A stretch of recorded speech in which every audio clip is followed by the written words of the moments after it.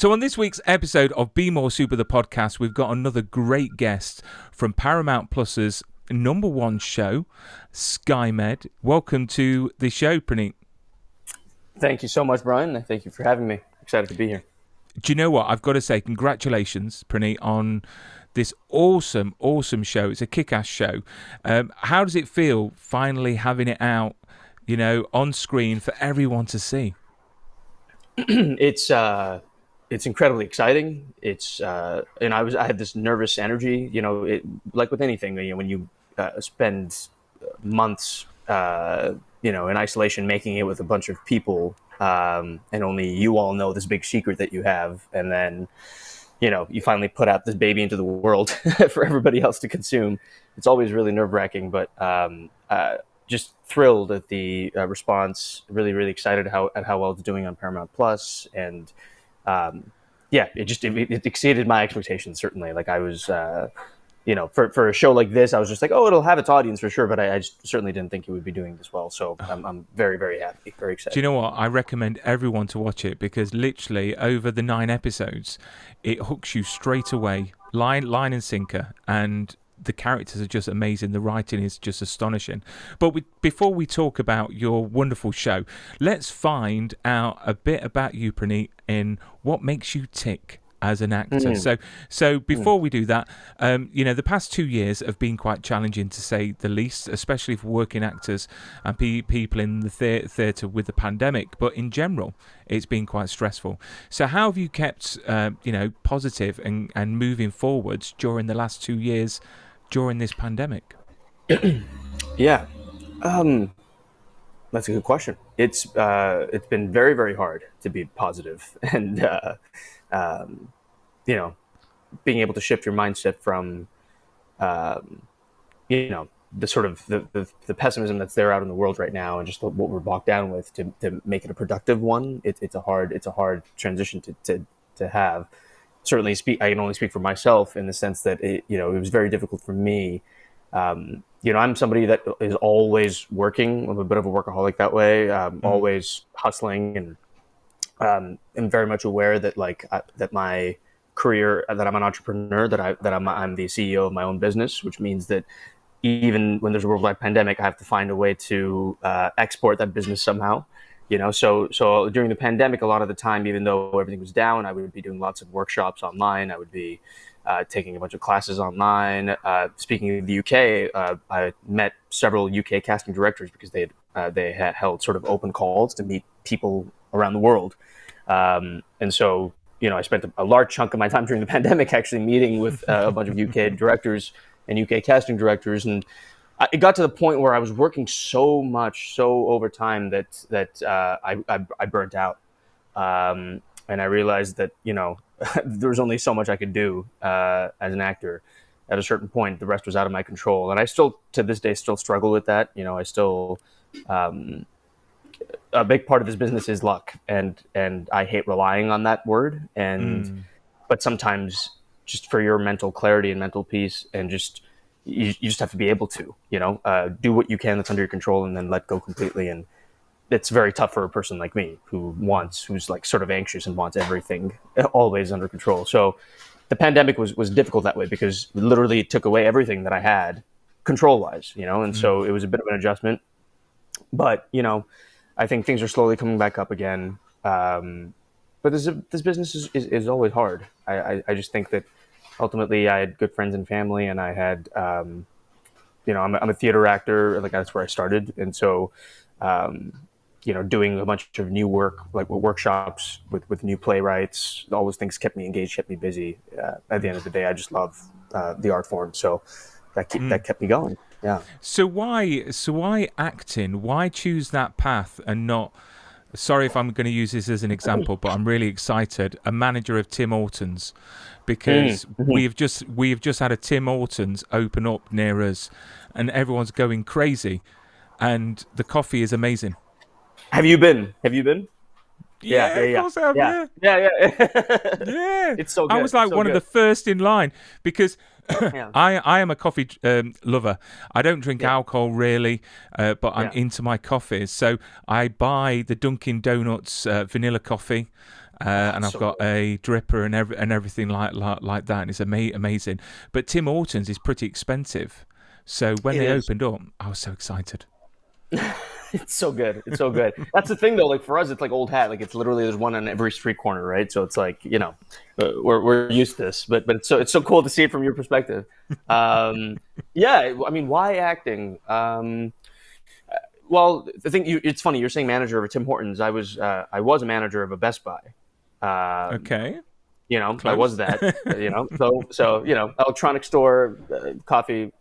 But why acting? I was always passionate about it. I mean, I'm a chemical engineer by trade, right? So um, my whole life growing up as an immigrant, as a first generation immigrant to this country, um, you know, my parents and just the South Asian community in general, they value security and stability Mm, and all those things. And so for me, I was sort of brainwashed into that, and also there just wasn't, there's Bollywood, sure, but like in terms of the South Asian diaspora here, there wasn't enough representation. So I never saw people like myself on screen. So I was like, okay, great, I love this, but it's not a career option because how am I going to pay my bills doing any of this? And so I didn't necessarily believe in myself, but like what I was very clear about was that it was my number one hobby. Like it was my passion. I was always doing it, whether university, high school,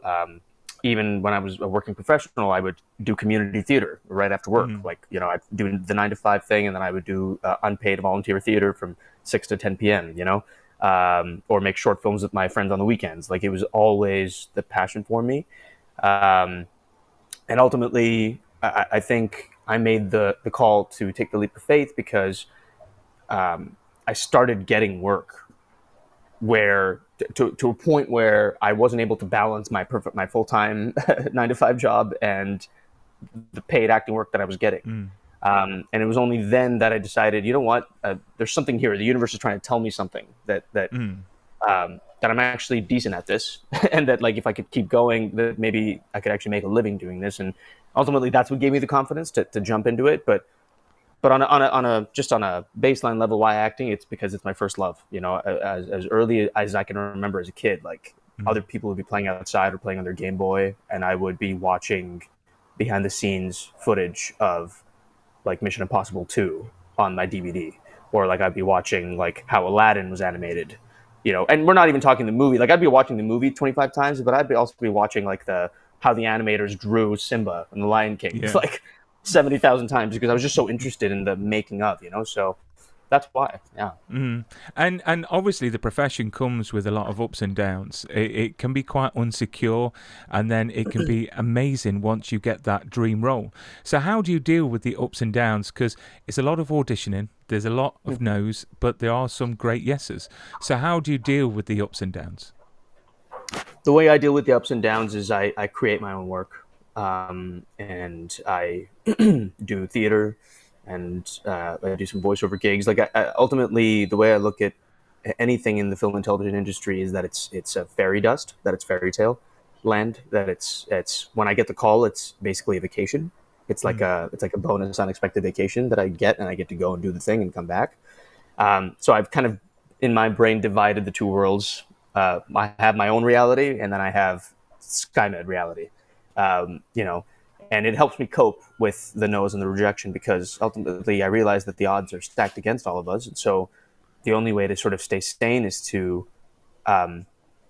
make your own work, collaborate with people that are on your level, network with them, like just like make stuff because Mm. ultimately that's what feeds my soul, and that's what I want to keep doing. And so, yeah, that's how I sort of do it. Like I love to direct, I love to produce, and so I make lots of short films. I'm developing like 2 different TV series ideas and stuff. So that's the only way that I try and cope in between. So Yeah, basically, in your brain right now, it's yeah, everything's going off at 100 miles per hour, literally keeping busy. that's I mean, yeah, yeah. so have you got a plan in place what you want to achieve in this in industry? Is it awards? Is it certain parts? Is it certain films? Have you got a plan? Yes, I have a very clear answer to this. Actually, and somebody was asking me this the other day. I think for me, the awards and all that stuff I can't control.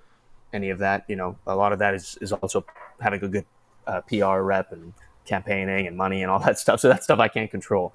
The one thing that I do know that I want is I look at somebody like Jason Bateman, who, he gets to direct episodes of Ozark, he gets to be the lead actor of Ozark, and he gets to executive produce Ozark. And so the apex of my career, it's not Marvel, it's not any of the other things. I mean, if those things happen, great. But for me, like, I want to be able to own my own IP. I want to be able to be the executive producer of my own show. I want to be able to direct episodes of the show, and I want to be able to be the lead actor of that show. And so that would be like my goal, Jason Bateman with Ozark, somebody like POC, like Rummy, on Hulu, things like that. I think that would be what I would want. It's quite funny that you mentioned Marvel, because everyone thinks that Marvel are these fantastic films, and don't get me wrong, they are good, but I feel the independent films are some of the best films, because you don't have to have big budgets, you don't have to have massive stars, but it comes with a lot of heart, and you can actually tell. There was a Doug Jones film called My Name Is... Oh, he's going to kill me now for not remembering it. Jerry. My Name Is Jerry, which was an independent film, and it's just beautiful. It really, really is. So I suppose you're right in saying that, producing, directing, and writing, you're in control of what you're going to do in the future, which is a very smart move, because you get your fingers in all the pies, as they say.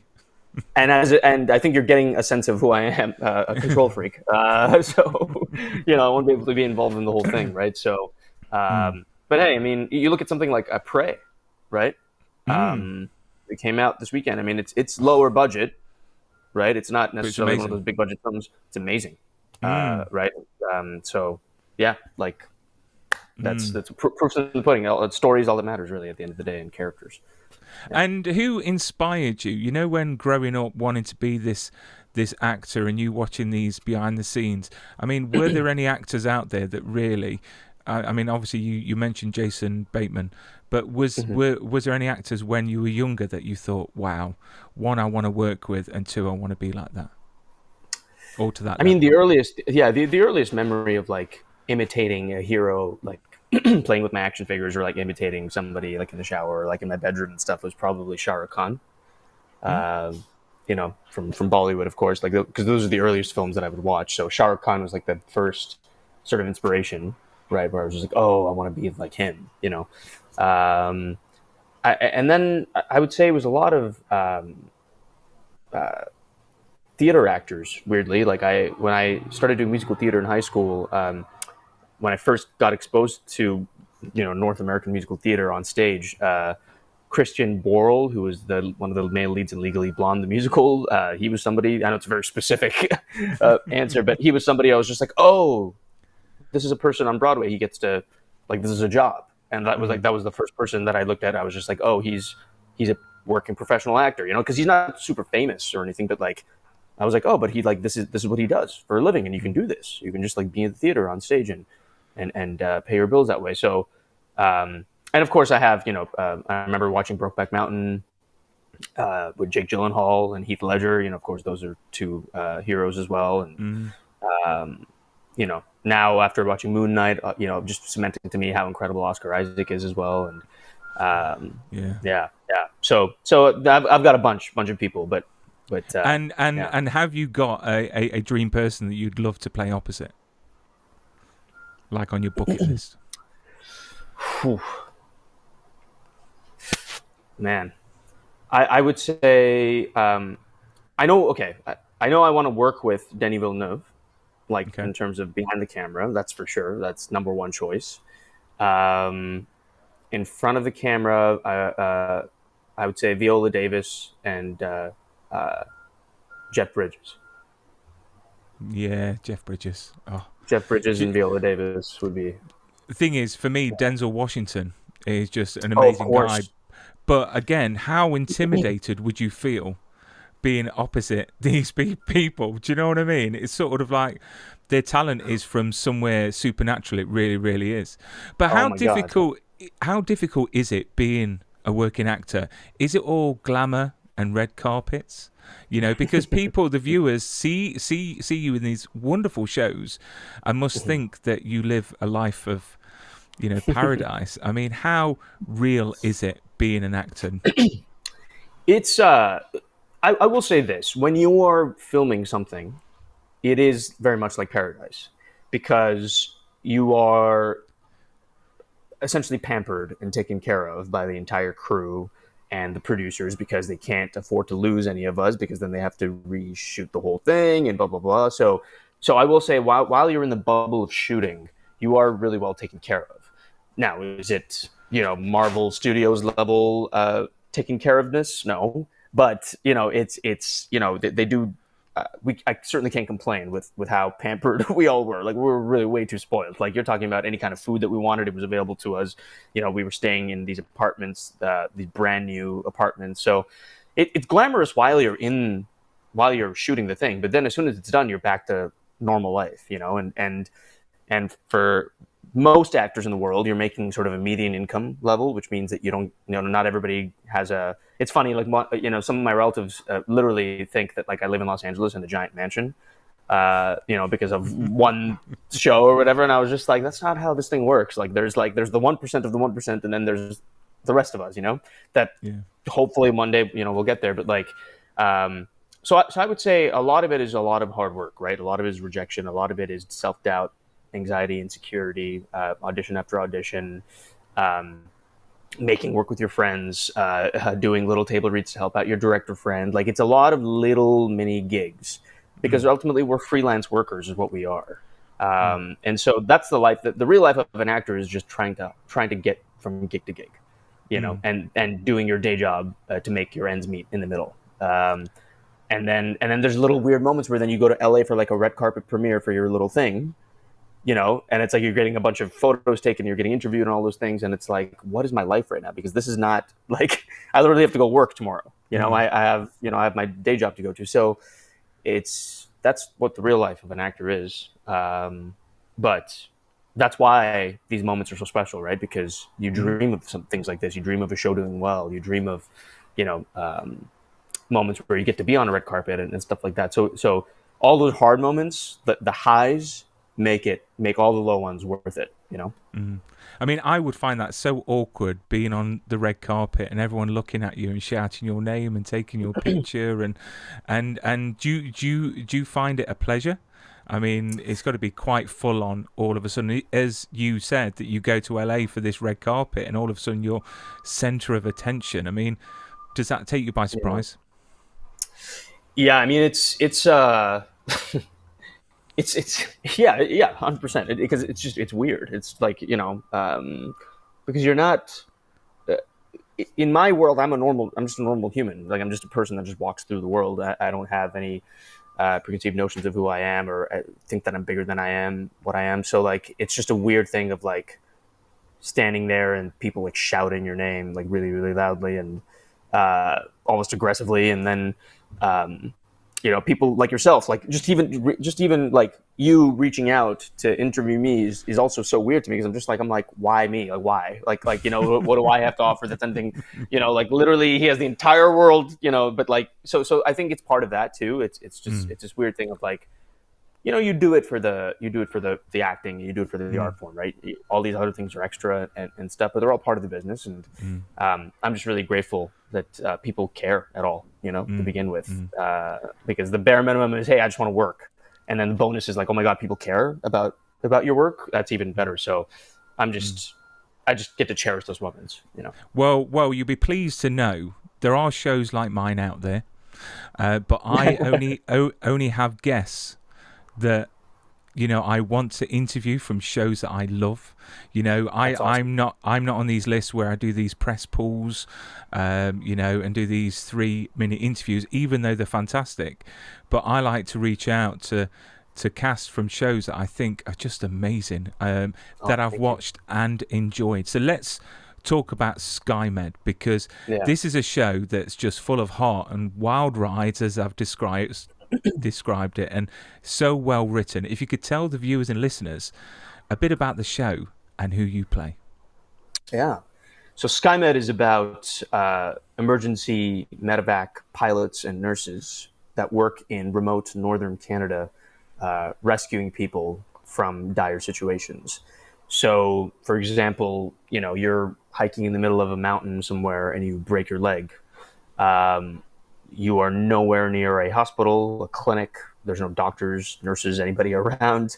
And so you have no choice but to call the number that gets an emergency, either helicopter or a plane, to bring along a nurse and a pilot that comes along with that plane to come and rescue you from your predicament and then take you to the nearest hospital, which in many cases in remote northern Canada or northern United States, the nearest hospital might be 3 hours away, or 6 hours away, and so you have to just kind of hope that the patient is not too severely injured or close to death. The nurses have to be able to have the wherewithal to tend to them while they're on this plane, this really claustrophobic plane. And the pilot has to hope that the weather and everything cooperates, that the plane is in good condition to get you, your nurse, and your patient to the hospital in time. And so it's very much a show about these pilots and nurses that work there, who are put to the test against all elements. And so it's a medical procedural that deals with all of that. I like to compare it to a mashup of Top Gun meets Grey's Anatomy. Top Gun because of the culture of the pilots and them trying to get to the next level in their careers. And then the nurses, of course, with the drama that, something like a Grey's Anatomy provides. And so it's a good mashup of those two sort of, movie and show. And, but ultimately, what makes it stand out for me is that unlike other medical procedurals, Skymed takes place not in a major city, right? It takes place in a very, very small town, and in very remote areas where you don't have the latest technology. You don't have the state-of-the-art hospitals. A lot of them are working with very small, under-resourced indigenous communities. And so you have to rely on your instincts. You have to MacGyver solutions to problems. And so that's where I come in. My character's name is Chopper. His full name is Jay Chopper Chopra. He is a emergency medevac pilot. He sits on the right seat, which means that he's one step away from being captain on the left seat. And that's his goal, he wants to be a captain. He's an incredibly competent pilot and an engineer. And he's like, best way to describe Chopper is he's everybody's little brother. He's like, he's always there for everybody in a moment's notice. A bit socially awkward, but very, very loving and very kind, and just wants to do the best for not only his team and his profession, but also just for people. Just being kind to people, and so yeah. That was a really long answer, but that is a very good answer. And I tell you what, if the viewers and listeners don't go out now. And what don't go out, stay in, watch this on Paramount Plus. There's something wrong with them because you had me at Maverick, Top Gun, because it is. So move aside, Maverick. We've got our new pilot here. So what drew you to the part of Chopper? When you saw the audition, the sides. What drew you to that part? Well, it was the first role that was most like myself.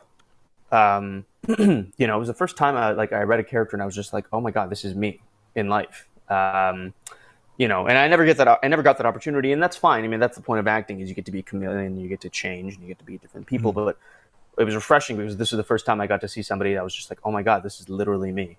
So that was number one. And then, I'm also an engineer, just like Chopper, I have my own iron ring. Which is like you get this when you graduate out of a Canadian university with an engineering degree. And so there was a lot of similarities to my real life self as well. And I also, it's the first time I got to play, like it was a South Asian character. Previously, the characters that I played in all my previous projects, they were for white actors. I got the role and they made them South Asian. But this was the first time I got to actually just play in Indian on screen. And not only that, it was not stereotypical. He just got to be a person. He just got to be a badass pilot. And I was just looking for that. And I was also looking for a character where I could just do a little more comedy. I love doing improv. I love comedy. I've been doing very dramatic things, and I just wanted to do something that like I could just be a bit of an idiot on screen, and I could just be a bit awkward and just like funny, and so that drew me to it. Selfishly, those are the reasons why I was drawn to the character. In terms of the show, I mean, um, I am a big fan of medical procedurals. Um, that being said, this was just very, very different because, again, it's not your standard formula where you're in a major city and you've got all those things taking place in Chicago or Los Angeles or New York. It's you are literally in the middle of nowhere, and so you have to, sort of Indiana Jones your way out of situations. Mm. Whether that's the nurses or the pilots, and also like there's a lot of dire situations that happen in hospitals, right? In the Mm. other procedurals. In this one, they're happening on the plane, like in air, like really, really scary things that are happening in the plane, and they have to land in like 2 minutes, and they have no time, and so that suspense thriller aspect of it as well, I really enjoyed. Mm.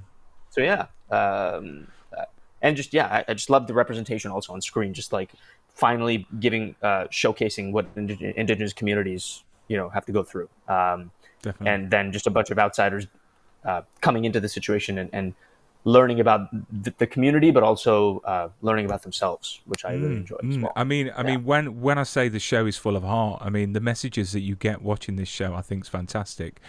And Yeah, Julie Puckren has done an amazing job yeah, creating and writing this show.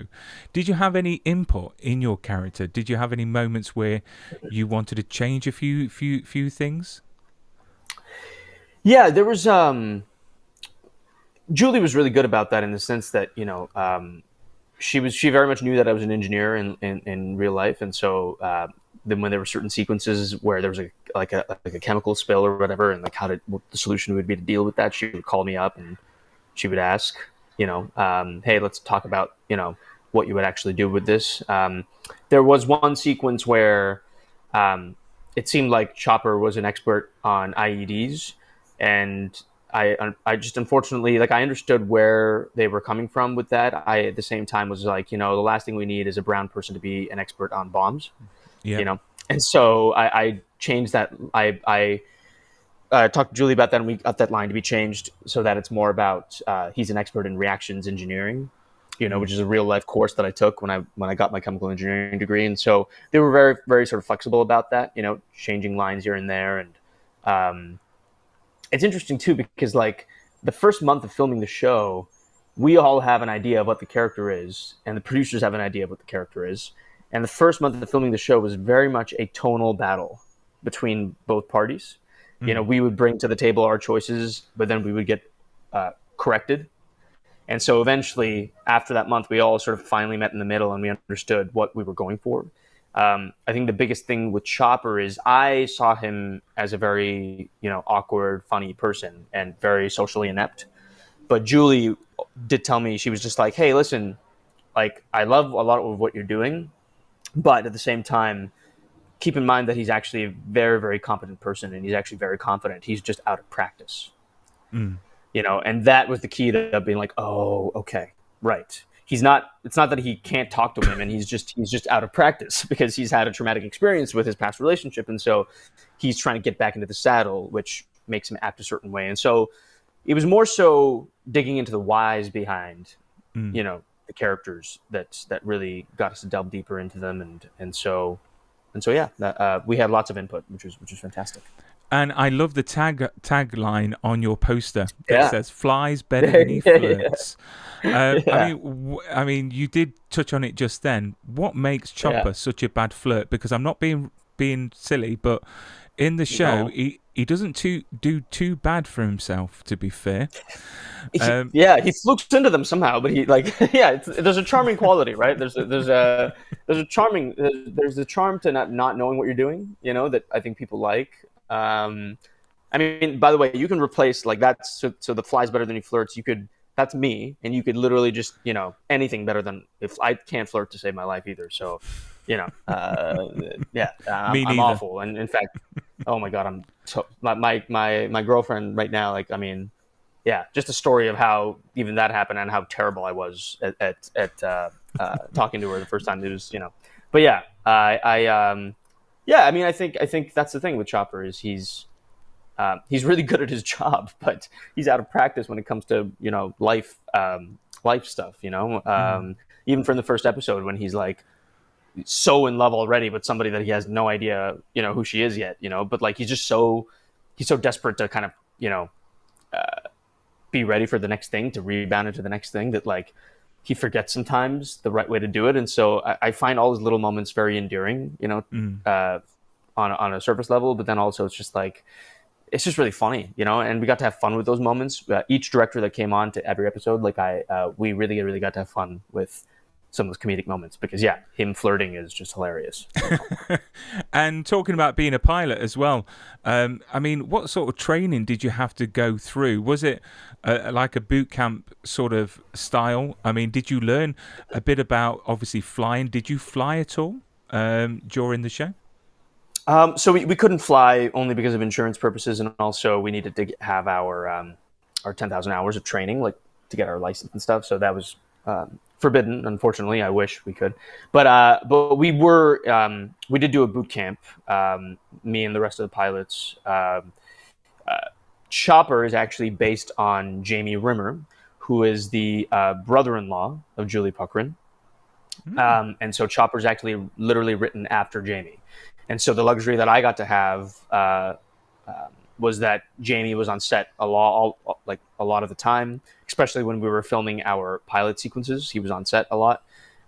Before filming began, we had like a week-long boot camp where, we had a whole presentation and we took a bunch of notes, and then we actually went to the airfield and got to see real, medevac pilots and planes. We got to fly with them. As they were flying, I got to study the pilots in the cockpit. And it's interesting too because the person on the right seat, because there's this idea that like when you're a pilot, you suddenly go X-wing mode, right? And you start like you're Yeah. moving the joystick left, right, and center, and it's like oh wait, no, like it's just less is more. Like the only person that's actually allowed to touch the control stick is the captain. And so the person on the right seat, who I am, just has a checklist in his hand, and he just guides and helps, and he just makes sure everything's okay. So the biggest thing for me was to just realize that I don't need to use my hands at all. Just sit there, and so that was like That's that. Like, awesome. but that's the thing. And that's the thing. It's like these little things you don't get unless you actually go and watch them work, And so realizing how anticlimactic it was, where I was like, oh my god, they're going, and it's like, oh, okay, he just sits there and he just like has his checklist and makes sure that everything's good on the checklist, and just kind of looks around. And as we're taking off and landing, he just has his hands right next to the captain's hands just in case, So it's very subtle things that I observed, and of course, Jamie was such a great resource, and Jamie's wife, Sarah Puckrin, who's Julie's sister, is who Haley's based off of. Oh wow. And so that was the husband and wife. They get to be there on set every day, and she was a medevac nurse, he was a medevac pilot, and so that was very, very cool. Yeah. Because obviously the viewers and listeners need to realize that this actually happens. It's based Yeah. around true events. Like there is actual medivac sort of things out there, which I think is astonishing, and the work they actually do in real must be amazing, especially Oh my with god. the distances between the hospitals. Hats off to them. Anyone in the industry, Oh to my be god. honest. I think Yeah. especially over the pandemic as well.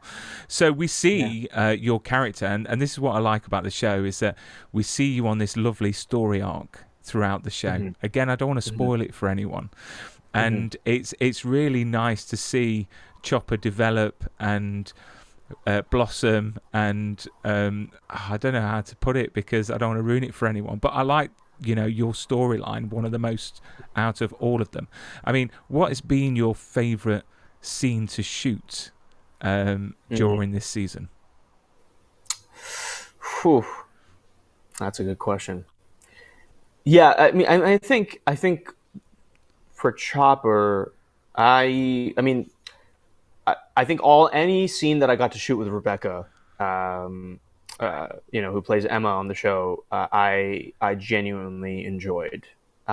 Not only is she an incredible friend, but she's also just such a good actor and such a good scene partner.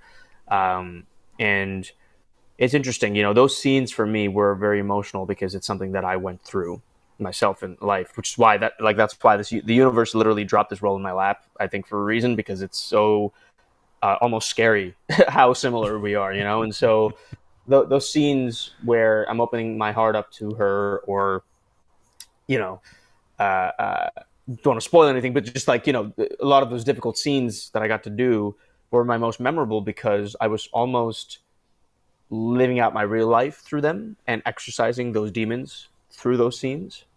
Because of a previous relationship that I had as well. And so it was an interesting sort of exercise for me, not to be an actor in the scene, but also, sort of live through my real life and sort of have that catharsis at the end of it. And I also, rarely do you get a character with such a pure storyline.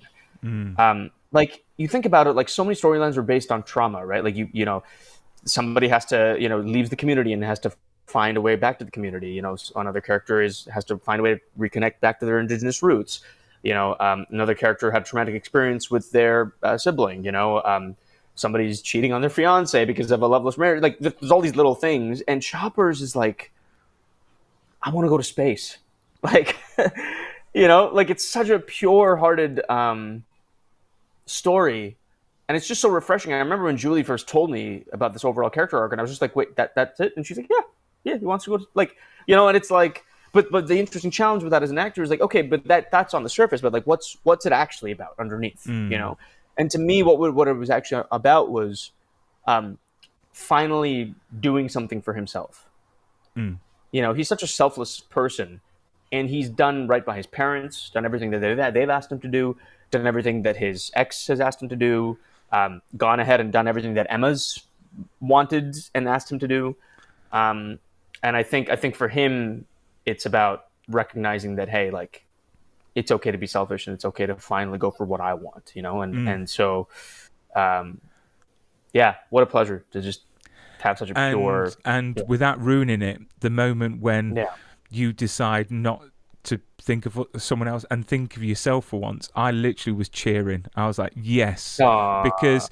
Because you're like a puppy dog. You just cared about everyone around you, and you did something for yourself, which was awesome to see. It really, really was. Obviously, I had Rebecca on the show a couple of nights ago, which is actually being released tonight on YouTube and all podcast platforms. And I asked her the question, did she liberate any props or costume pieces from the show? I mean, did you get to keep anything? Any, I don't know, jumpsuits or anything like that? I didn't get to keep the suits, but I have like the badges, like our Skymed badges, and what else did I keep? I got to keep my watch and my like name tag.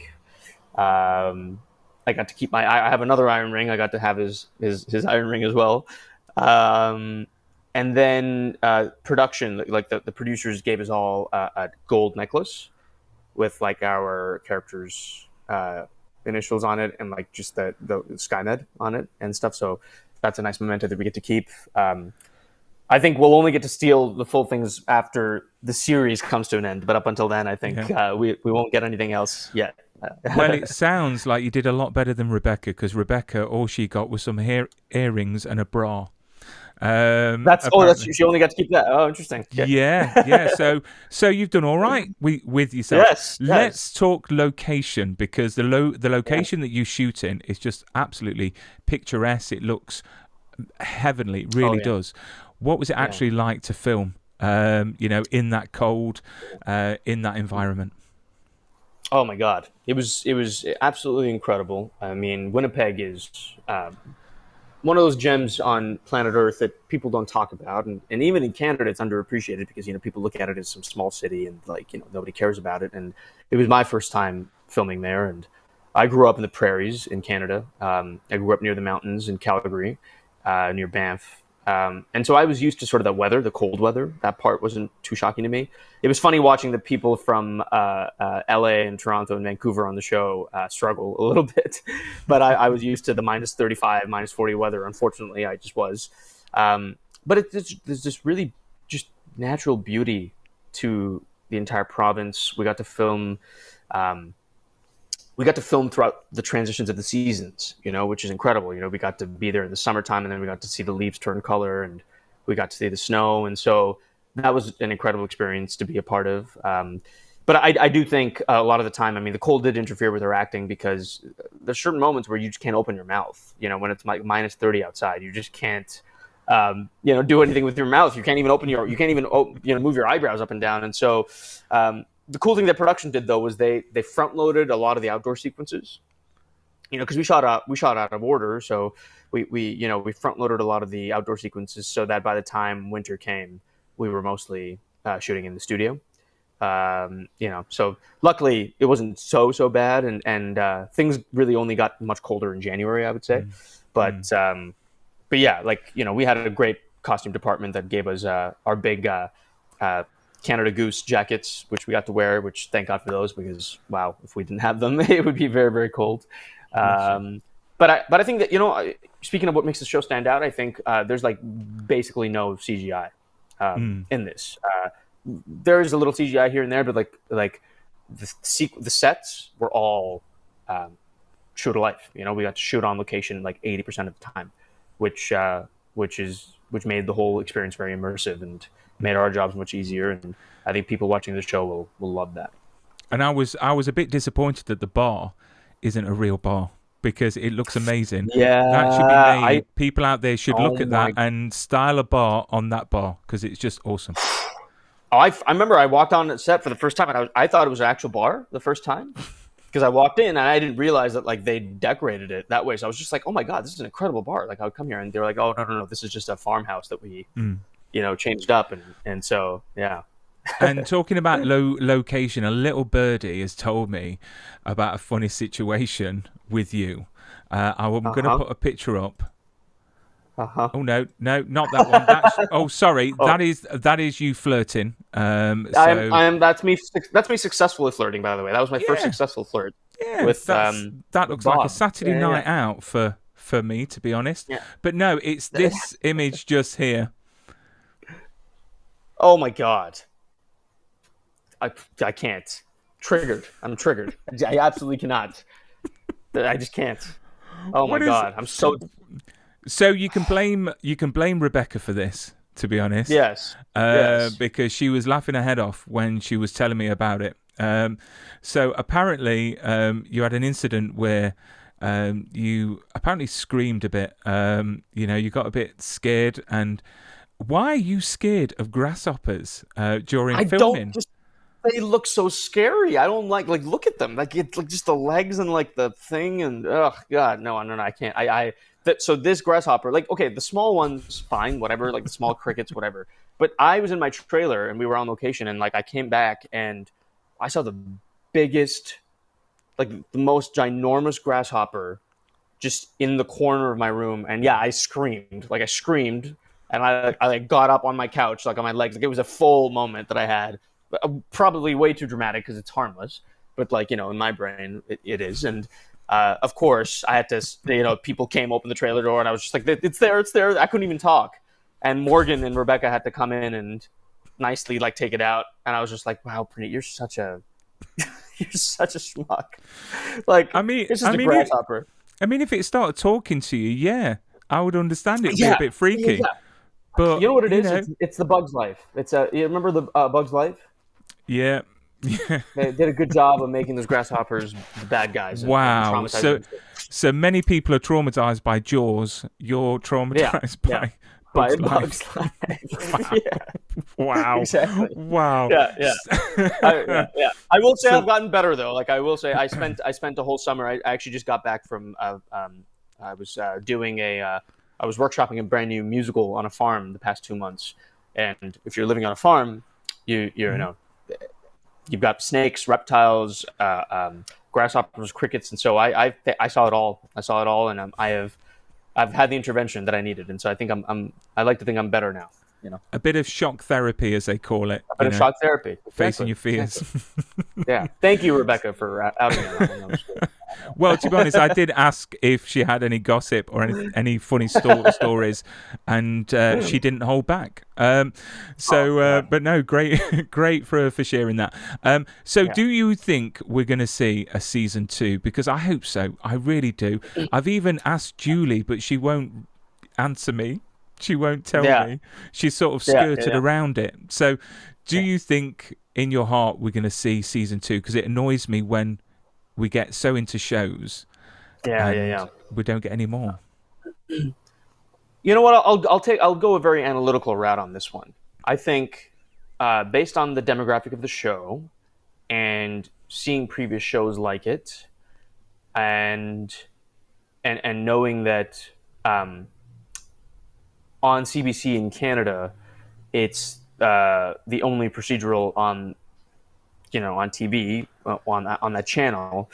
I would venture to guess that a season 2 is likely, right? Just because it lives in a nice budget range where, wow, I'm going full nerd on this, but like it lives in like the sweet spot budget wise where neither studio is breaking the bank on it necessarily, and it's getting the viewership that it needs, to keep it going. I hate this mentality that a show needs to be a global hit for it to get a season 2. Like I think shows can live in this space. I think certain shows can be Stranger Things like hits. Certain shows can be like sort of live in this middle ground as well. And so, not everything needs to be a huge, runaway success for it to warrant a second season. I don't think so. I think for it being a procedural, for it having the audience that it has, and its budget range, I think why not? If I was a producer, I'd greenlight it. Definitely. And is that answer satisfactory, or did I that skirt is around? Perfect answer, because I think the way the characters end, you want to see what happens. You want to 100%. see where their journey takes them, especially Chopper. Do you know what I mean? 100%. So I don't want to ruin it for anyone. But we've got 2 more questions before we end this lovely interview. These are deep questions. So let's fast forward 50 years. Okay, what would you like people to be saying about you as an actor? Oof. I guess I would want people to say that I'm really lived in, if that makes any sense. Like that I can do that I can pull off the subtle and nuanced roles really well. I think it's a very challenging skill set to possess, because it's easy to be emotional on screen. It's easy to be angry on screen. It's easy to be very happy on screen. The extremes are easy to play. It's the actors that are. I mean, I was watching The Sandman the other day, and Tom Sturridge on Sandman, and people don't like. I'm seeing a lot of criticism where it's just like, oh, it feels like he's not doing anything, and I'm like, are you watching Tom Sturridge like properly? Because he is doing so much. Yeah. But it's very subtle, and it's very, very powerful and very nuanced. And so 50 years from now, I hope I'm able to develop into that kind of actor, and B, I hope people notice. I guess that's the best way I can put it, because I think that form of acting is incredibly hard, and I want to be able to master that type of acting. And what an awesome show it really is. I watched it about a month ago because I had early access from Netflix, and I couldn't tell anyone about it. I couldn't tell what happens, and I just thought it was fantastic. The acting in it is just astonishing. But when you talk about actors like that, the first actor that came into my mind was someone like Gary Oldman, because Gary Oldman can literally, he is like a chameleon. He can do everything from Dracula to just everything. I just think he's so grounded as well, and such a gent to meet in person. He really, really is. Now I want to change my answer. I want Gary Oldman, Viola Davis, and Jeff Bridges, all 3 in there too. So the last question: if you could travel back in time, Praneet, to yourself starting out, what advice would you give him?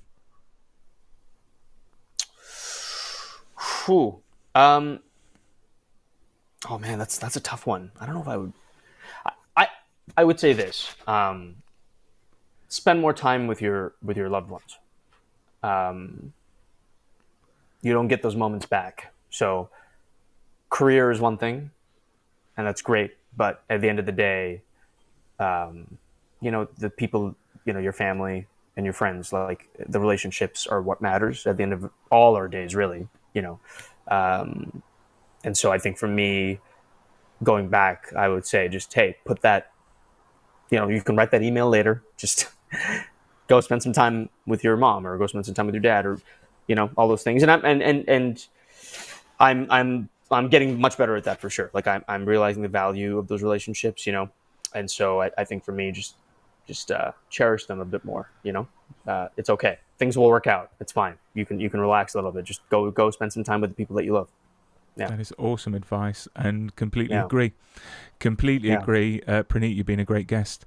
Thank you, Let's Brian. go for Incredible season inspiration. 2. I cannot wait. Please. Look after yourself. Stay safe and stay super. Thank you. And next time I'm in the UK, let's both go for Tim Hortons coffee. Yes, Tim Hortons, definitely.